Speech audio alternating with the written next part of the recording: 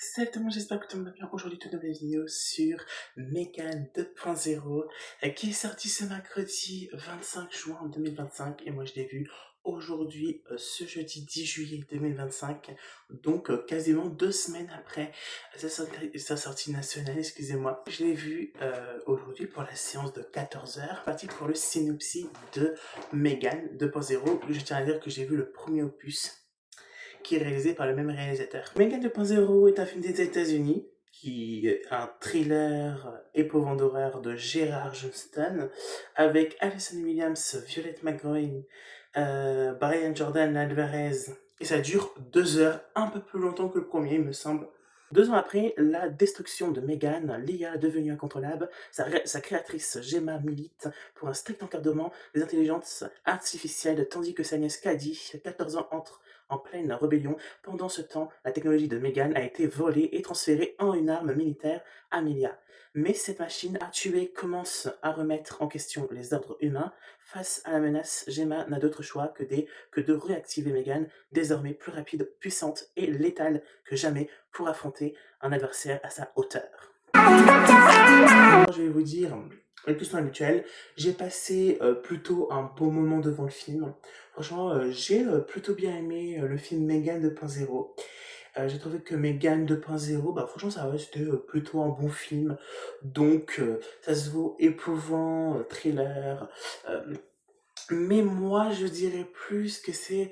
On rentre plus dans un thriller, science-fiction, même action, des fois, et aussi épouvant d'horreur, parce que dans le film, on va retrouver évidemment un petit peu de l'épouvant d'horreur, mais un peu moins que dans le premier.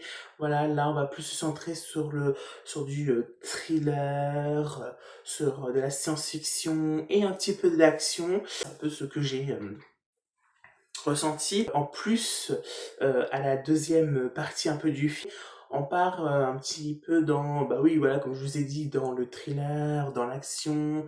Voilà, il va en avoir de l'action pendant ce film Megan. Il y en aura un peu plus que dans le premier.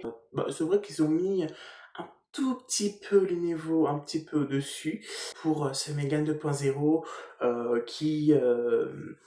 qui va changer un petit peu du premier, parce que le premier Megan, c'est pour introduire Megan, bien évidemment, et suite au succès de Megan, bah, il y a eu Megan 2.0.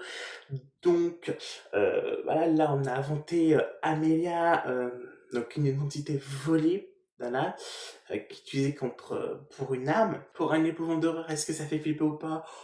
Pas vraiment. Au début du film, ça commence plutôt bien, je trouve. Après, on retombe un peu dans la famille de Gemma, Caddy, etc. Donc, un peu dans la base comme dans le un. Voilà, ça fait bien suite au premier, bien évidemment, opus qu'il y a eu de Megan. Donc on va en parler de l'événement, de ce qui s'est passé avec Megan, etc. On va juste entre-parler, hein, c'est pas vraiment parler en général. Et j'aime bien aussi dans le film, c'est que Megan peut s'introduire aussi bah, dans les appareils, vous voyez, bah, télévision, etc. Mais j'aime bien que ça garde que sur les trucs numériques et pas genre en mode, parce qu'ils auront pu faire, hein, genre en mode, je sais pas, j'ai une bêtise, genre on le voit dans la vraie vie, genre en mode comme ça, comme une illusion. Ils pourraient faire, mais c'est pas le cas.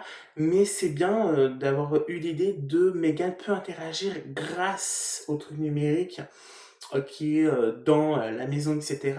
Et pas genre en mode à la con, un peu mal fait, genre en mode en face, etc.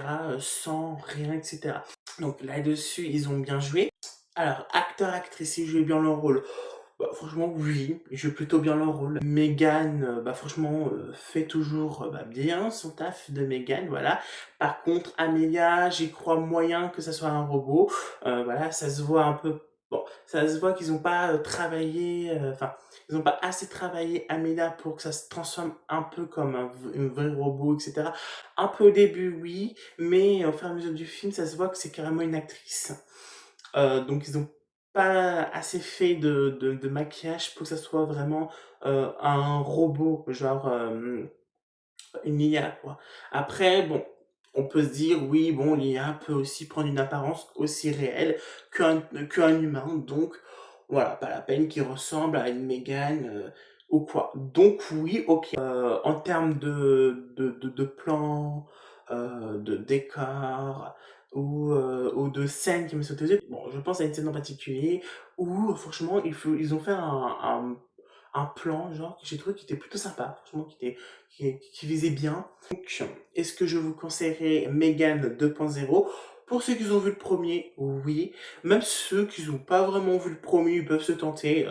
Meghan 2.0. Moi, j'ai vu le premier, donc c'est pour ça. Mais je vous conseille quand même de regarder le premier parce on va un peu parler aussi dans le deuxième de ce qui s'est passé en fait dans le premier. Donc, c'est pour ça que je vous dis, c'est pas vraiment nécessaire, mais pour bien comprendre à l'histoire, etc., je vous conseille de faire le 1 et le 2. J'espère qu'en tout cas, cette critique vous aura plu. N'hésitez pas à liker si c'est le cas, à commenter, donner votre avis sur le film pour ceux qui l'ont vu, pour ceux qui n'ont pas vu, sans spoil. N'hésitez pas à partager, à vous abonner, à mettre la notification. On a 209 abonnés, merci beaucoup. Et moi, je vous dis bonne séance pour ceux qui veulent aller au cinéma pour se tenter Meghan 2.0 ou peut-être pour voir Superman de James Gunn, ou bien en streaming pour vous voir le premier Meghan. Voilà, le premier du nom. Moi, je vous dis des gros bisous.